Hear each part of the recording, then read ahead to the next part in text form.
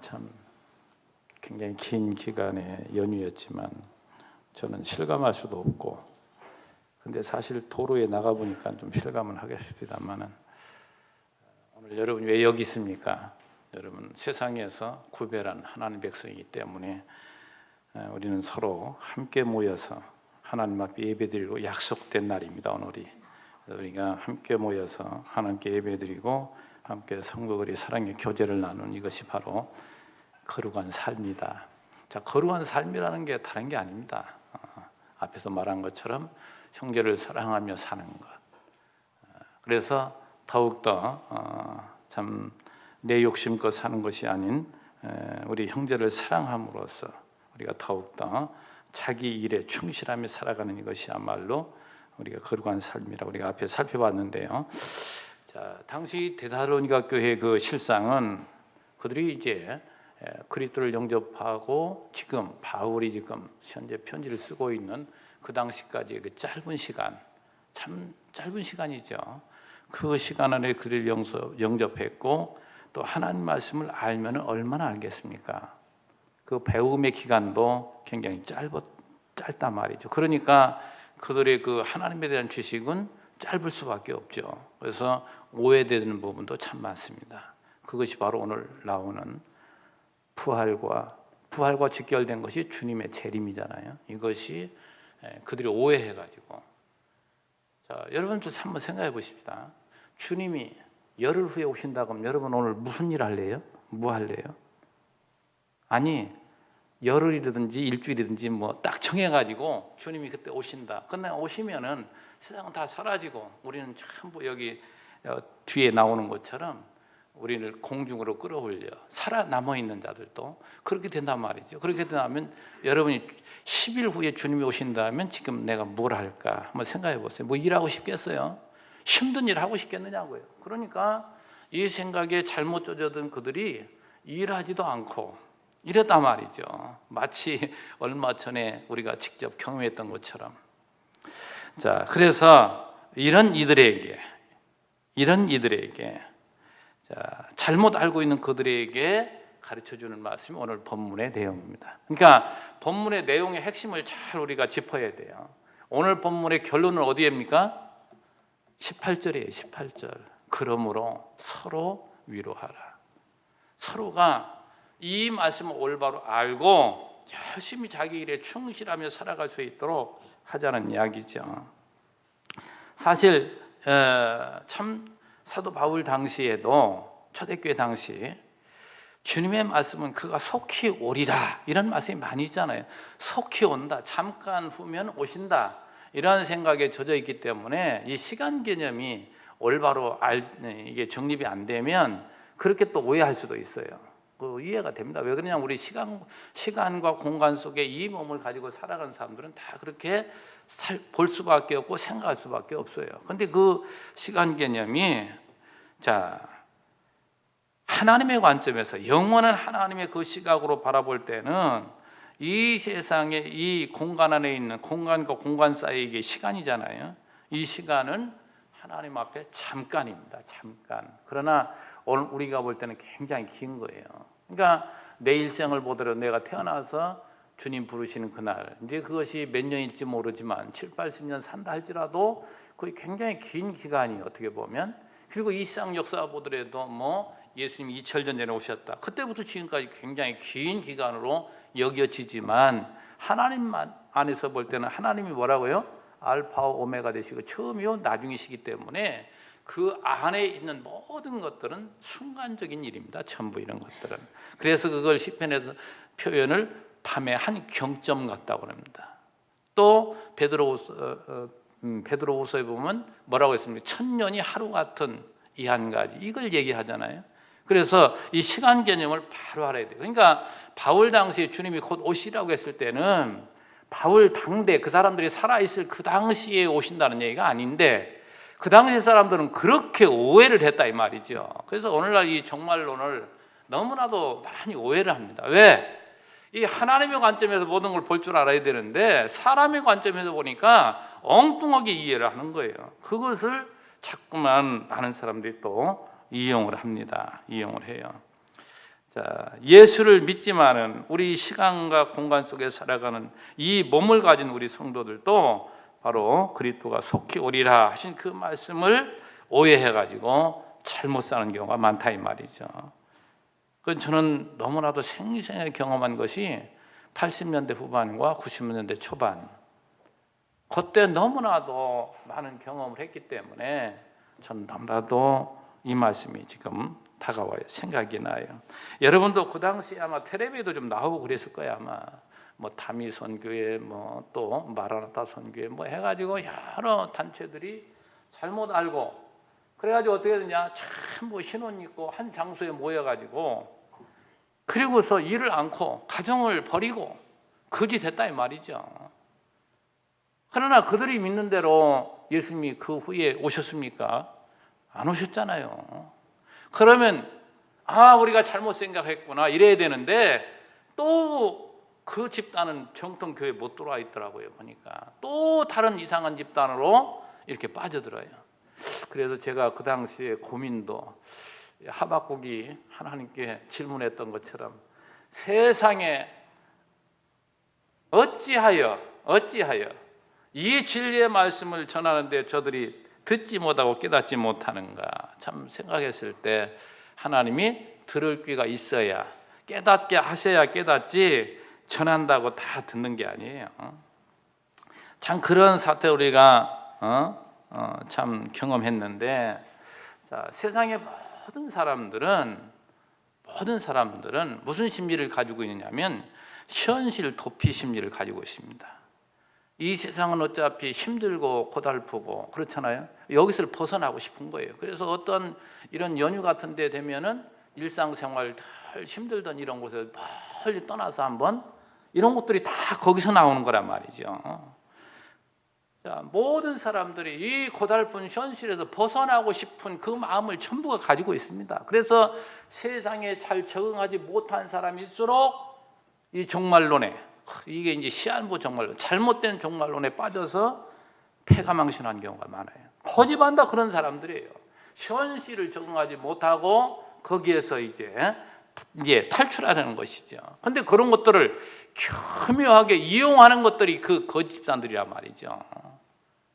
그 당시에 직접 말씀 전하면서도 인용하고 막 이렇게 얘기했던 그런 내용들 중에 그 당시에 이제 이장님이라는 사람이 또 총신대에서 신대원에서 그랬는지 모르지만 그 사람을 초청을 해가지고 한번 들었다는 얘기잖아요.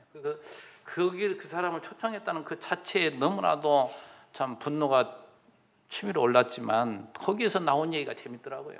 왜? 어떤 학생이 질문했어요. 그 사람이 와서 이제 그 시한부 종말론 자꾸 얘기했을 거 아니에요. 그러니까 어떤 학생이 질문을 한 거예요. 당신 조사도 했더만요. 당신 어느 아파트 어디 살고 있는데 내일 모레 주님 오신다는 게 무슨 소용이 있느냐? 그걸 나에게 이전해 줄 수 있어? 물어봤더니 얼굴이 빨개가지고 대답을 못 알아듣는 거예요. 얼마나 거짓된 것들입니까? 그런 사실들이 그 당시에 많이 있었는데 그것이 과거에 많은 집단들, 박대선이가 만든 그 뭡니까 감남나무 교회, 그 다 그런 것들이에요. 그리고 오늘날도 보면 그 신천지를 중심해서 말이죠. 그리고 또 지금 북한 핵 문제 굉장히 우리나라가 지금 불편한 관계 있잖아요. 이런 사람들의 그 심리를 이용해 가지고 도피처가 어디다 해가지고, 그건 실제 이제 밝혀진 얘기지만 어느 집단이 어느 교회인데 그 집단이 저 남태평양의 어느 섬 거기에 이제 사람들 이주시키는 거예요. 자꾸. 그러니까 지금 현재 가지고 있는 재산 집 팔아서 다 가져오라고 해가지고 그 남태평양에 있는 어떤 섬을 그걸 이제 일부를 땅을 사가지고 거기에 집단 이주시켜가지고 지금 여러 집이 가 있다는 거예요. 앞으로 이제 계속 그걸 이제 보낼 거예요 지금. 이 짓 하고 있다니까요 지금. 이것이 뭐예요? 이 잘못된 집단들. 그래서 패가망신하는 거예요. 가족들이 뿔뿔이 흩어지기도 하고. 왜? 안 가려고 하는 가족들은 떼놓고라도 간다니까요. 이 짓 나고 있어요 지금. 자, 오늘 여러분 이 바울이 그런 것이 아니라고 말이죠. 그래서 우리의 바른 삶이 뭐냐? 절대적인 하나님의 절대적인 그 주권을 믿고 나에게 맡겨주신 그 일을 충실하게 사명을 감당하며 하루하루를 사랑하며 사는 것, 이것이 바로 하나님의 뜻이요 하나님 기뻐하시는 삶임을 우리에게 가르쳐주고 있습니다. 이렇게 주의 재림에 오해하고 있는 데살로니가 성도를 향해서 바울이 지금 교훈하는데요, 이 4장 13절 이후에 5장 이제 말까지 쭉 나갑니다. 오늘 죽은 자의 부활과 예수 재림의 진리를 교훈해 줍니다. 자, 이 부활과 예수님의 그 재림은 연결되죠. 왜? 주님이 재림하실 때에 죽은 자들도 살아난다는 것을 분명하게 오늘 밝혀줍니다. 자, 오늘 이 말씀을 사도 바울이 여기서 하게 된 배경은 좀 전에 말씀드렸습니다만은 그리스도의 재림을 사모하다가 그리스도의 재림을 보지 못하고 죽어가는 형제들, 그런 형제들이 있었단 말이죠. 그때에 그걸 보고 슬퍼하고 낙심하는 그 형제들에게 위로의 말씀, 저분들이 죽고 끝나는 것이 아니고 저분들은 잠자는 것이고 그들이 주님의 그 나팔 소리, 그 호령 소리에 그들이 잠이 깨어서 주님을 영접하게 돼 있다. 이 말씀을 주고서 그들을 위로하는 말씀이에요. 그래서 우리 아까 말씀드린 대로 13절하고 18절 말씀 봅니다. 시작이 13절이요, 이제 결론이 18절이니까 형제들아, 자는 자들에 관하여는 너희가 알지 못함을 우리가 원하지 아니하노니. 강력하게 알기를 원하는 반어법적인 표현이죠. 이 말이죠. 너희가 알지 못함을 우리가 원하지 아니한, 반드시 이것은 알았으면 좋겠다. 뭐냐, 이는 소망 없는 다른, 이게 바로 세상 사람들 아닙니까? 하나님을 알지 못하는 소망 없는 다른 이와 같이 슬퍼하지 않게 하려 함이라. 사람이 죽으면 얼마나 슬퍼합니까? 근데 예수 믿는 사람은 일시적으로 떠나 있기 때문에 좀 슬픔이 오기는 오는 거, 이목 육신을 가졌으니까 슬픔이 오는 것이지만 한편 되짚어 생각해 보면 감사한 일이고 찬양할 일이고. 왜요? 하나님이 꼭 필요해서 사는 만큼 살게 하시다가 하나님이 이 세상에 꼭 이 사람이 이제 할 일 다 했기 때문에 데려가시는 거니까. 사람들은 대부분이 그렇잖아요. 자기가 할 일이 많고 남아있는 자식들은 누가 이렇게 먹여 살리고 뭐 이런 것들 막 걱정하잖아요. 걱정할 거 없어요. 하나님 살아계신데. 이 하나님의 절대적인 주권을 믿는 사람은 뭡니까? 이방인들, 하나님을 알지 못하는 자들은 슬퍼하고 괴로워하지만 너희는 그러지 말라, 이 말이죠. 왜? 저들은 죽은 것이 아니고 자는 것이다. 잠자는 것이다. 자, 그래서 이 18절 결론이 이러한 말로, 지금 이 이제 쭉 가운데 이제 본론적인 말이죠. 지금 설명해 나갈 부분인데, 이러한 말로 서로 위로하라. 서로 슬퍼하지 않도록. 죽은 자들 때문에 마음 아파하지 말고 그들이 먼저 나보다 가 있는 것 뿐이고 나도 뒤따라 가는 것이지. 사실 이 죽음이라는 것은 잠자는 것이고, 잠자는 것은 뭐예요? 잠옷으로 갈아입고 이제 거기서 다시 이제 깨어나는 거죠, 한마디로. 그러니까 잠자는 것으로 묘사하고, 어떤 분들은 또 그렇게 표현을 하더라고요. 이 건너방으로 건너가는 것이다. 이 방에 있다가 건너방으로 건너가는 것이다. 그러니까 죽음이라는 것은 절대 우리 믿는 성도들은 슬퍼할 일이 아니라는 것을 오늘 본문에서 말해줍니다. 자, 형제들이 자는 자들에 관해서 분명히 알아야 될 것, 이것을 오늘 말씀하는데, 죽은 것이 아니고 잠든 것이다. 자, 잠과 죽음을 우리가 한번 생각해 보면, 잠이라는 것은, 잠잔다는 것은 반드시 깨어나는 것을 전제합니다. 그렇죠? 그리고 잠이라는 것은 얼마나 그것이 편안한 상태인지 몰라요. 가장 뭡니까? 잠잘 때에는 그 휴식 가운데서 에너지를 발산하지 않고 가장 적게 이제 소모하는 것이 바로 잠인데, 잠을 푹 자면은 새로운 힘을 충전하는 거잖아요. 참, 그래서 참 이 자연 법칙도 보면 하나님이 얼마나 참 질서 있고 재밌게 만들어 놨는지. 저녁은 조용하니 잠들기 좋게 어둡고 말이죠. 그리고 또 저녁에 여러분도 많이 들었을 거예요.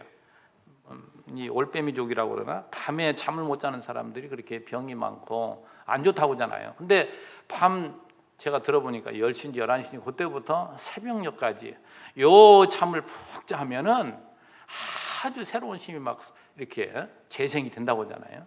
이게 잠이라는 것이 그만큼 좋단 말이죠. 그래서 시편에도 뭐라고 했어요? 하나님 우리에게 뭡니까? 복을 주는 자는 잠을 잘 잔다고 그랬잖아요. 하나님께서 우리에게 주시는 것. 그러니까 이 잠은 오늘 우리에게 새로운 힘을 제공하고 새로운 소망을 갖게 하는 것이지만 죽음은 뭡니까? 다 사라지는 거예요. 끝나는 거예요. 죽음이라는 것은. 그래서 소망이 없습니다. 자, 그래서 이 진리는 뭐예요? 진리는 진짜는 뭡니까? 바로 믿는 성도들은 영원한 삶의 영원한 생명의 부활이지만 믿지 않는 사람들은 그걸로 끝나는 것도 아니에요. 그 사람들은 뭡니까? 영원한 사망의 부활이라니까요. 이것을 모르는 세상의 사람들, 이 이방 사람들은, 이 하나님을 믿지 않는 불신자들은 죽음은 다 끝이라고 생각하니까 절망이죠. 그러니까 그들은 슬퍼하고 괴로워하는 거예요. 그러나 너희들은 슬퍼하고 괴로워하지 말아라. 자, 그래서 조금 전에 말씀드렸지만 이 부활의 종류가 둘이죠. 여러분 분명히 이것은 많이 들었으니까 아실 거예요. 그래서 우리 예수를 믿는 우리들은 잠시 잠을 자고 있다가 주님이 재림으로 말미암아 우리는 생명의 부활이고, 믿지 않는 자들은 최후의 심판 때에 그들이 사망의 부활, 반드시 그들도 부활합니다. 그러나 그들은 사망의 부활이란 말이죠. 자, 이 부활에 대해서 예수님이 나사로의 집에 찾아왔을 때 마르다에게 하는 말씀이 요한복음 11장 25절이에요. 예수께서 이르시되 나는 부활이요 생명이니 나를 믿는 자는 죽어도 살겠고, 이 믿는 자, 믿음이란 얘기가 굉장히 많이 나옵니다. 나를 믿는 자는 죽어도 살겠고 무릇 살아서 나를 믿는 자는 영원히 죽지 아니하리니 이것을 내가 믿느냐? 이르되 주여 그러하이다. 주는 그리스도여 세상에 오시는 하나님의 아들이신 줄 내가 믿나이다. 자, 믿음이라는 얘기가 참 많이 나오죠. 믿음이 그만큼 중요한 거예요.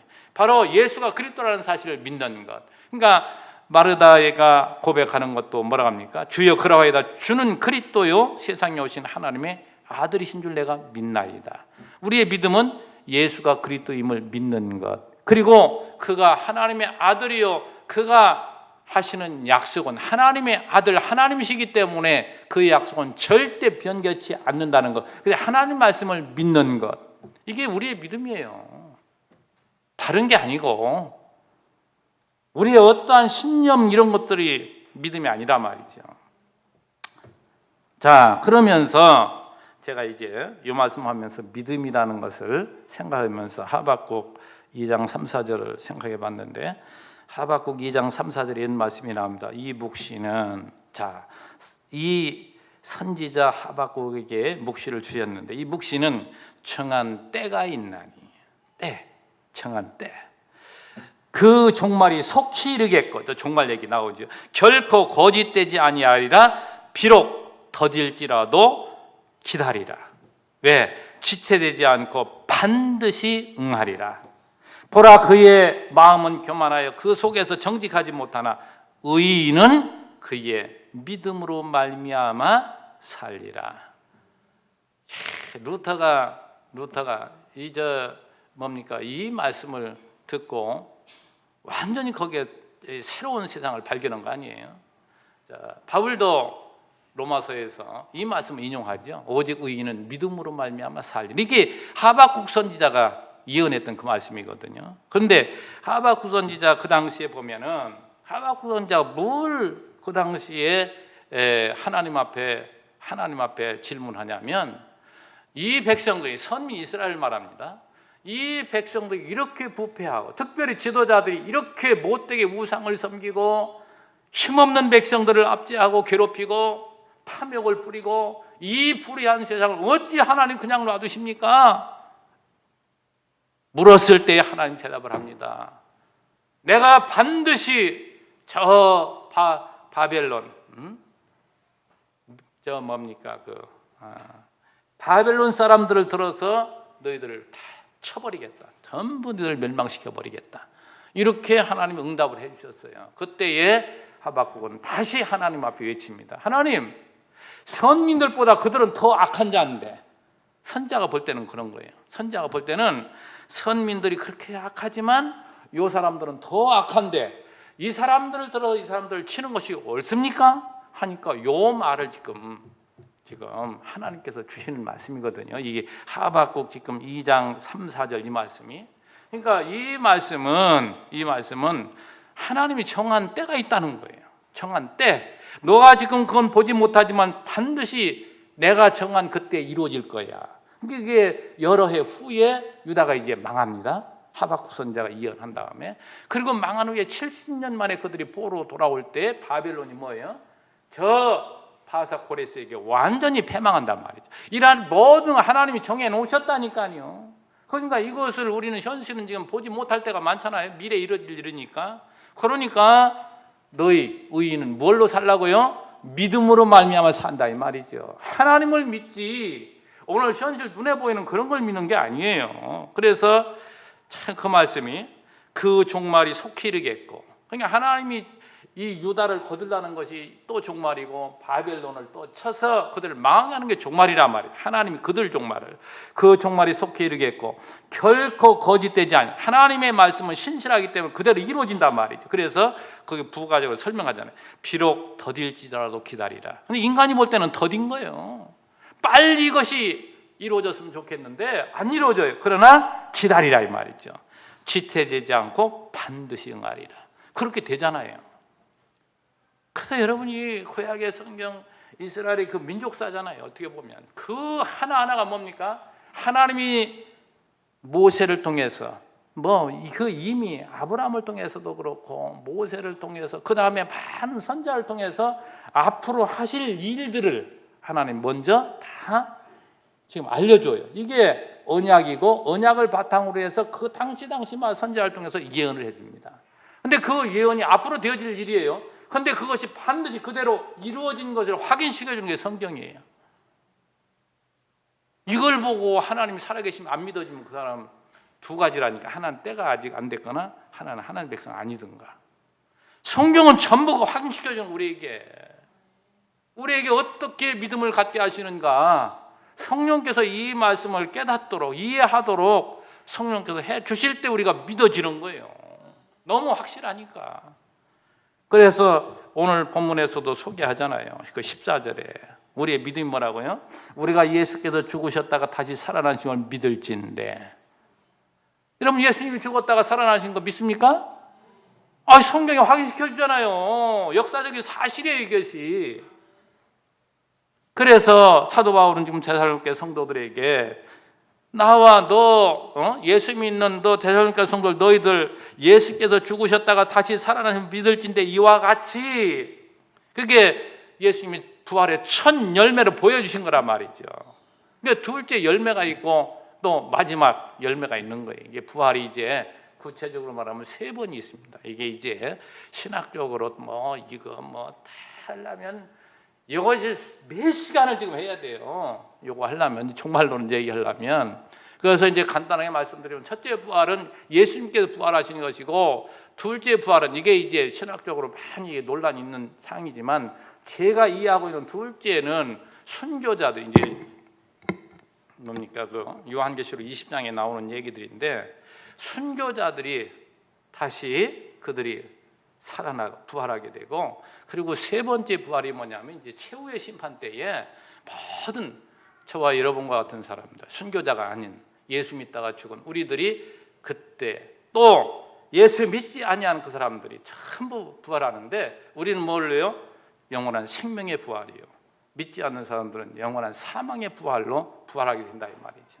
그것을 이제 종합적으로 전부 우리가 전체적으로 귀 앞에서 볼 때 이것이 나오는데 이건 지금 시간 다 이렇게 얘기할 수는 없고, 그러니 초점을 우리가 분명히 알아야 돼요. 지금 사도 바울이 이걸 말씀하는 것은 어떻게 우리가 나중에 어떤 방식으로 이런 것들 자꾸 거기에 관심을 갖게 하는 것이 아니라 반드시 죽은 자들도 또 예수님 재림할 때 살아있는 자들도 마찬가지로 똑같이 하나님께 은혜로 그들이 부활로 생명을 얻게 된다. 이걸 지금 가르쳐 주는 거예요. 그렇기 때문에 여기에 여기에 잘못된 자들에게 우리가 바로 알면 미혹되지 않을 수가 있는 것이죠. 그러니까 예수 안에 차는 자들이건 또 살아서 예수를 믿고 있던, 주님이 재림하실 때 살아있던 자들이든 모두가 부활할 것을 지금 여기에서 말씀해 주고 있습니다. 자, 예수님의 그 죽음의 사건, 죽음과 그 부활 사건은 과거죠. 그 약속대로 이루어진 것이고, 또 그가 재림하실 때 예수 안에 죽은 자들, 예수 안에 죽은 자들, 그러니까 그것은 장래일이라 말이죠. 이런 것들도 하나님의 약속이기 때문에 그건 반드시 이루어진다는 사실을 우리에게 말씀하고 있습니다. 자, 사도 바울은 15절에서 우리가 주의 말씀으로 너희에게 이것을 말하노니, 그러니까 사도 바울이 지금 말하는 건 사도 바울이 말이 아니고 하나님 말씀을, 주의 말씀을 지금 전하는 거예요. 다시 말해 자기가 말하지만 이건 진리고 이건 하나님 말씀이라는 걸 분명하게 15절에서 말해주면서, 이 진리의 말씀은 우리 살아남은 자도 자는 자보다 결코 앞서지 못하리라. 이 말씀은 우리 성도들은 주의 재림시에 살아있는 자나 그 주님을 믿다가 주님이 오시는 것을 보지 못하고 죽은, 우리 믿음으로 살던 이제 죽은 그 성도들, 재림을 보지 못하고 죽은 자나 다 동일한 영원한 생명의 부활이 있다는 사실을 우리에게 지금 말해주고 있단 말이죠. 자, 그러면 예수님이 어떻게 오시는가? 예수님이 어떻게 오시는가? 가시적으로 오시는, 모두가 볼 수 있도록. 그러니까 하나님을 믿는 사람이든 믿지 않는 사람이든 누구든지 다 알 수 있게 오신단 말이죠. 오늘 16절에 그렇죠. 주께서 호령과 천사장의 소리와 하나님의 나팔 소리로 친히 하늘로부터 강림하시리니.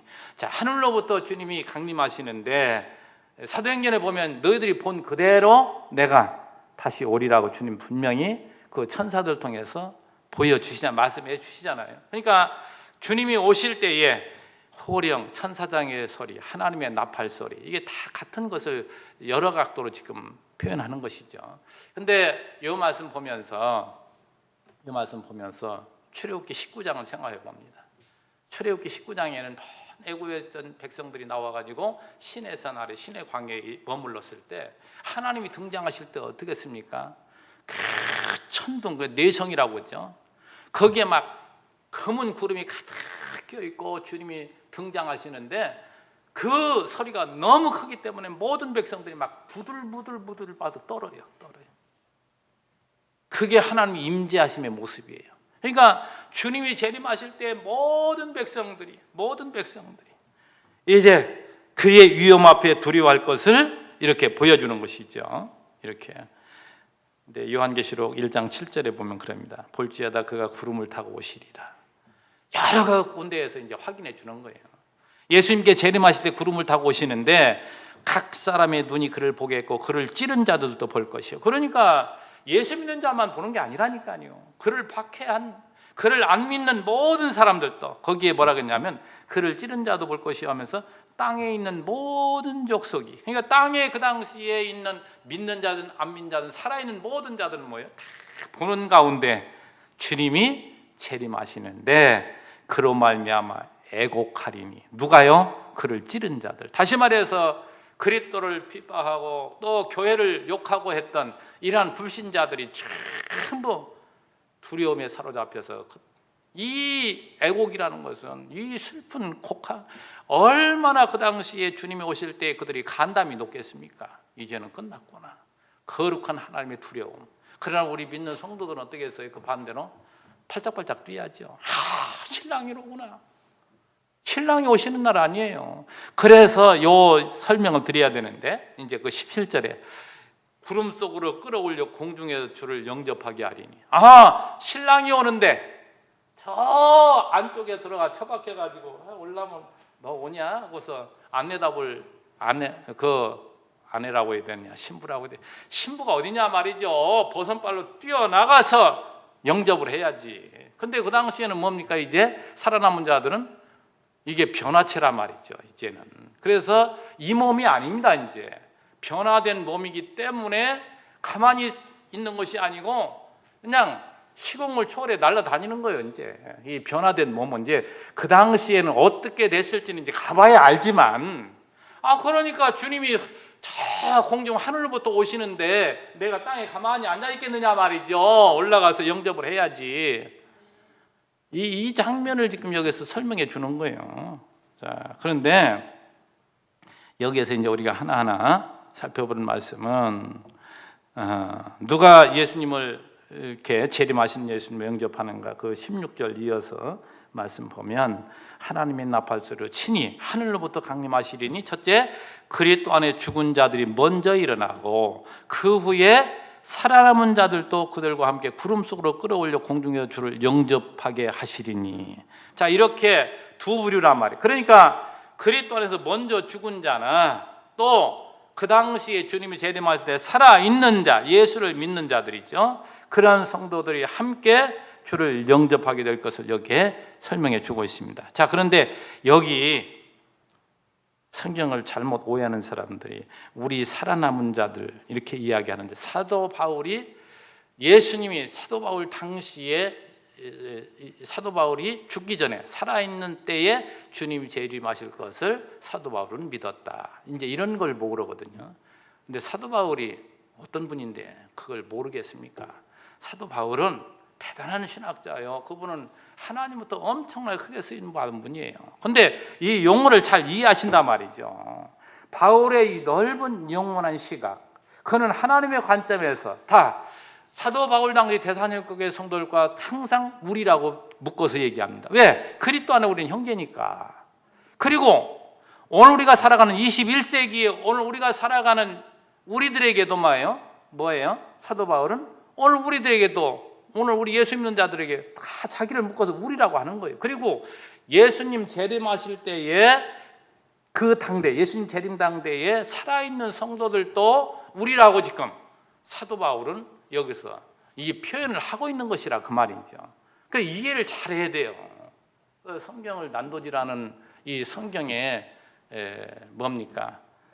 무호성을 부정하고자 하는 그런 사람들이 자꾸 이런 말 가지고 말장난하는데 그렇지 않다는 거 여러분 말씀드리고, 자, 구름 속으로 끌어올려져서 공중에서 주를 영접합니다. 자, 이 변화된, 아까 말씀대로 변화된 성도들이 주님을 쫓아 올라가서 영접하는 모습을 이렇게 말씀합니다. 그리고 결론적으로 18절에 그러므로 이러한 말로 서로 위로하라. 그러니까 뭘 위로하라고 합니까? 아까 13절에 말한 것처럼 죽은 형제들, 자기 아버지가 예수 믿다 죽었다든지 형제들이 먼저 죽은 사람들이 있잖아요. 그들 때문에, 그들이 예수님 오기 전에 부활한다는 것을 부활해야 되는데 예수님 오시지 않지. 그러니까 실망하고 있었단 말이에요. 그들에게 위로의 말씀이 이거잖아요. 그들은 지금 편안하게 잠들어 있는 거야. 주님이 반드시 오시면 그들이 다시 일어나는데 너희들보다 먼저 일어날 거야. 살아있는 자보다. 그걸 지금 이야기하면서 너희들 서로 열심히 사랑하며 주님이 절대 주권을 가지고 세상을 시작하신 그분이 세상을 심판하신 분임을 이렇게 가르쳐주면서 서로 일하고 힘있게 살아가라고 이 말씀을 주시는데, 사람들은 자꾸 관심이 어디에 있느냐? 어느 시기, 또 어떻게 오시는가, 이상야릇한 그 기적적인 사건들, 이런 것들. 그런데 조금 전에 말씀한 대로 우리는 이 몸을 가지고 있기 때문에 변화된 몸이, 부활된 몸이 어떤 몸인지도 몰라요. 사실은 그렇잖아요. 부활체가 어떻게 생겼거나 이런 걸 모른다. 근데 자꾸만 그런 데 관심을 이렇게 갖고 하기 때문에 엉뚱한 생각을 갖는 경우가 많습니다. 우리 성도 여러분, 정말 오늘 우리 주님 이제 사도 바울을 통해서 우리에게 하신 말씀은 우리가 정말 성숙한 자가 되어서 자기 삶에 항상 그 부분을 잘 감당하고, 그러니까 오늘 우리에게 하나님께서 주신 건 모든 것을 뭐예요? 회피하려고 하지 말고, 이게 자꾸만 아까 도피 심리를 얘기를 했잖아요. 그러지 말고 모든 걸 수용할 수 있는 하나님 나에게 주신 것이다. 그래서 이것을 싸워 이겨야지. 예를 들어서 이스라엘 백성들이 지금 광야를 걷게 하십니다. 거기를 뛰어넘을 수가 없어요. 왜? 하나님이 40년 동안 정해놨다니까요. 그 사람들이 거기를 살아야 될 것을. 근데 거기를 피하고 싶다고 해서 피해지나요? 지혜로운 사람은 뭡니까? 그걸 이겨나가도록 하나님 나에게 힘을 주옵소서. 이렇게 기도하면서 그걸 받아들이고 이겨나가야지. 여러분 삶에도 마찬가지. 예수 믿으면서 자꾸 뭔가 피하려고 하면 안 돼요. 가정사에 여러 가지 부딪히는 일고 이런 것도 있을 때에 하나님 나에게 이걸 통해서 뭘 하라고 주셨는가, 이 문제를 우리에게 주셨는가. 그래서 그것을 위해서 기도할 때 하나님 왜 지혜를 안 주겠어요? 왜 힘을 안 주겠어요? 그걸 이긴 만큼 그 사람은 그 단계를 넘어서 더 큰 자로 성숙하게 되어 있습니다. 자, 여기에서 여러분께 설명드리고 싶은 거 한 가지는 자, 이제 구약의 그 모든 역사는 하나님 먼저 선지자를 통해서 말씀하실 걸 그대로 이루어졌잖아요. 그래서 신약의 역사를 보십시다. 한번 보면 예수님께서 사도행전에서 승천하시기 전에 약속을 3가지 했잖아요. 첫째는 성령을 보내주겠다. 너는 기다려. 예루살렘 떠나지 말고. 그래서 그들이 떠나지 않고 약속한 대로 성령이 오셨어요. 약속하신 대로 오셨단 말이죠. 두 번째 약속이 뭐였어요? 너희들이 그 오시는 성령의 권능을 받고 이 예루살렘 시작해가지고 땅끝까지 복음의 증인이 되리라. 약속을 해주셨어요. 약속. 되라는 명령이 아닙니다. 그렇게 되어진다는 약속이지. 약속하신 대로 완전히 이제 제자들이 막 얼마나 바뀌었습니까? 과거에는 예수님이 십자가를 질 때 다 도망갔던 그들이 세상의 유대 지도자들 앞에 딱 서가지고 뭐라고 얘기합니까? 하나님 말씀을 들으랴, 너희들 말을 들으랴. 죽음을 내대고 그들은 복음을 위해 일합니다. 이래가지고 이제 교회가 세워지는 거예요. 예루살렘에 시작된 교회가 세워지는 그 운동이 바울을 통해서 마게도냐로 건너가라고 하잖아요. 그래서 빌립보 세워지고 그리고 유럽을 정복했단 말이죠. 이 복음이 유럽을 정복하는데 수백 년이 걸렸어요. 그 다음에 거기에서 어디입니까? 대서양을 건너가서 아메리카 대륙에 이제 미국이라는 나라가 기독교 국가가 된 거예요. 기독교가. 거기가 지금 몇백 년이에요. 몇백 년. 거기에서 우리나라 지금 들어와가 지금 100년이 좀 넘었어요. 지금 이것이 몇백 년이 흘러갈지는 모르지만 하나님 정하신 때가 되면 이것이 다시 중국으로, 인도로, 동남아로 전부 서남아, 아프리카 이쪽으로 가서 그쪽이 기독교가 될 때는 또 수백 년이 걸릴 거예요. 제가 지금 말씀드리는 것은 내일 모레 오신다 이 거짓에 속지 말라고 말씀드리는 거예요. 하나님의 복음의 역사는 왜요? 예수님이 두 번째 약속한 것이 땅끝까지 복음이 증이 되리라고 약속하신 대로 교회가 지금 세워지는 2000년 교회사를 여러분 보시란 말이죠. 하나님 하신 것이 막 보이지 않습니까? 근데 가끔 말씀드리지만 저 이스라엘이 말이죠. 예수님이 십자가를 죽인 것 때문에 주고 70년에 완전히 망해가지고 전 세계 흩어져가지고 얼마나 순환을 당했습니까? 그 민족 말살될 줄 알았잖아요. 근데 그 민족이 1948년도에 독립을 선언했어요. 독립했단 말이에요. 그 역사를 보면 우리는 하나님이 살아계시구나 이걸 세상 역사를 통해서도 보여지잖아요. 그게 하나님 앞으로도 이 유대인들이 다시 민족적으로 회개할 것을 바울을 통해 보여주었거든요. 말씀해 주었거든요. 그들이 아직 예수를 민족적으로 다 믿고 그러지 않잖아요. 지금 뭘 말씀드리냐, 이 시한부 종말론 해가지고 얼마 후에 주님이 재림하신다 이런 말 귓가에 담지 말라고 말씀드리는 거예요. 우리나라 지금 복음의 역사가 100년이 좀 넘었습니다. 이게 언제까지 우리나라가 더 이렇게 선교사를 보내고 많은 복음의 일을 할지 몰라요. 이것이 이제 또 중국도 지금 기하급수적으로 예수 믿는 사람이 많은데 이게 신화의 정립이 안 돼가지고 이상한 형태의 지금 기독교가 막 세워지고 있잖아요. 이런데 이제 우리나라 사람들이 들어가서 앞으로 어떻게 세상이 변화될지는 모르지만 한국에 다른 신학 간 사람들 얼마나 많습니까? 놀고 있는 사람도 많다고 잘. 앞으로는 이제 들어갈 거예요. 이제 그런 곳으로 이 앞으로 막 열려 있는 세상이 보이지 않아요? 그리고서 마지막으로 주님이 너희들이 본 그대로 내가 다시 오리라.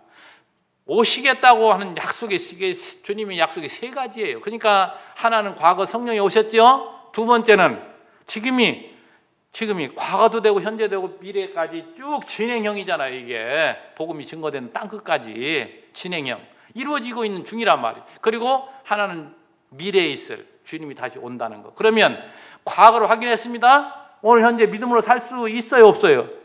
미래에 대한 약속은 반드시 하나님 말씀 이루어지잖아요. 왜 그것이 안 믿어지나요? 그거 안 믿어지면 그거 큰일인데 그거. 하나님 백성 아닌지 몰라요. 선택의 백성 아닌지도 몰라요. 정신 바짝 차려야 돼요. 우리는 의인은 믿음으로 말미암아 사는 것이지 그 믿음이 뭐라고요? 예수는 바로 하나님의 아들, 우리의 구세주요. 그분이 약속한 이 세 가지가 그대로 지금 이루어지는 현실을 우리가 보고 있으면서 어찌 하나님이 살아서 세상 만사를 주관하시는 것이 안 믿어지냐 말이죠. 아까 하박국도 말씀드렸습니다만은 유대가 망하고 유대를 망하게 한 바벨론도 하나님 망하게 할 것을 예언한 대로 그대로 이루어진 것을, 하박국은 미래입니다. 자기가 그런 것을 보지 못하고 죽어요. 그러나 우리는 뒤에 사는, 그 후대에 사는 우리들이기 때문에 다 확인하고 지금 우리가 예수 믿는 거예요. 그러니까 우리는 그들보다도 더 좋은 조건 안에서 지금 신앙생활을 하고 있는 거예요. 그래서 저는 가끔 생각합니다. 참, 이 시대에 내가 태어나서 사는 것이 얼마나 복인가. 천여 년 전에 태어난 사람과 쭉 연결해 생각해 보면 얼마나 좋은 시대에 우리가 살아가고 있는가. 그리고 세상 얼마나 전쟁으로 세상이 멍들어 참 있는 세상인지 모릅니다. 그런데 내가 태어나면서 지금까지 전쟁이라는 게 없었죠, 우리나라에. 이 평화가 여기까지 이렇게 위태롭게 생긴 나라가 이게 평화가 지속되는 건 참 기적입니다. 지금 북핵 문제가 대단하다 할지라도 하나님 우리를 더 사용하신다면은 앞으로 얼마간 더 평화가 유지될 것을 나는 확신해요. 그러니까 두려워하지 않는 거예요. 저런 것이 아무리 한다 할지라도. 정말 이 역사를 꿰뚫어 보면요, 얼마나 재밌는지 몰라요. 재밌다는 좀 뭐하지만 하나님은 그만큼 놀라운 능력으로 세상 역사를 이루어 가시는 것이, 여러분에게 이 성경의 약속을 하나님이 어떻게 이루셨는가를 과거 성경을 통해서 확인 하나하나 했던 그 사람은 세상 보는 시각이 달라지고 지금 세상 보는 눈도 달라져요. 왜 그렇게 싸움만 하는지 모르겠어요. 여러분 남한산성 영화 보셨어요? 남한산성. 지금 시국하고 많이 비슷하다 이제 이런 얘기 있어가지고 정치인들은 그거 봐야 된다 뭐 이러는데, 정말 외국, 그러니까 우리나라의 한반도를 중심해가지고 중국, 러시아, 또 북한, 일본, 또 멀리 미국, 이 사이에 있는 우리들이 말이죠, 얼마나 지금 정신 차리고 하나로 지금 뭉쳐도 지금 다함이 없는데 안에서는 지금 뭐예요? 얼마나 싸우고 있느냐 말이죠. 생각해보면 참 안타까워요. 안타까워요. 이런 것들 하나하나가 조금만 대국적으로 생각하면 이런 것들을 수용할 수도 있고 할 수 있을 텐데 그렇지 못한 것이 너무 안타깝습니다. 우리 정말 기도할 때요, 나라를 위해서 하나님 정말 이 백성 다른 사람들을 위해서가 아니라 이 교회를 위해서 불쌍히 여기셔서 주의 사명 감당하는 이러한 교회들이 되게 해달라고. 오늘 우리의 기도를 어찌 하나님 들어주시지 않겠어요? 근데 그 기도도 깨어있지 않으면 어찌 그런 기도를 하겠느냐 말이죠. 살아계신 하나님이 이 나라에 복음이 들어오게 하시고 오늘 우리에게 이와 같은 복을 주셔서 오늘도 살아가게 하시는데, 여러분 분명한 것은 우리 주님께서 지금도 세상 만사를 다 이끌어 가시는 때를 따라서 반드시 주님이 다시 오시는 것은 그 약속이기 때문에 반드시 이루어지고, 그가 오실 때 우리 믿다가 잠들어 있는 모든 성도들이, 그래서 여러분 우리 예수 믿는 사람은 죽었다는 용어를 쓰지 말고 잠들었다, 잠드셨다 이렇게 표현했으면 좋겠어요. 실제 잠든 거예요, 사실. 그래서 주님이 우리를 깨울 때, 저는 가끔 그런 생각을 해요.